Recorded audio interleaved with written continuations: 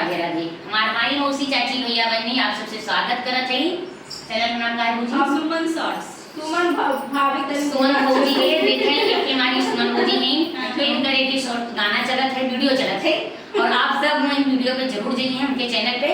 और आप सब जैसे हमें और हमारे चिड़ै भौजी के आप सब वैसे इन्हों पाई है एना मेरी गोलकी भौजी को परा तो ऐसा जगह देंगे बहुत जल्दी लाइक होंगे। बहुत बढ़िया भौजी हमारे बहुत मजेदार हैं। तो आप सबसे ये भी कह रहा गाना लानेदार बा हमार भौजी गइए और आप सब प्यारा से बात नहीं आप सबसे रिक्वेस्ट बा कम से कम यही बहाना हमारा नाम चले आप सब नाम लेंगे हमार भौजी गइए चलें बालमा धोके बजावा ना कहवा माने बालमा धोके बजावा ना कहवा माने ना कहवा माने हो ना कहवा माने ना कहवा माने हो ना कहवा माने बालमा धोके बजावा ना कहवा माने बालमा धोके बजावा ना कहवा माने बार बार बरदे बाबूरा दिनी काटा बार बार बरदे बाबूरे दिनी काटा बाले चुबिया कटावा ना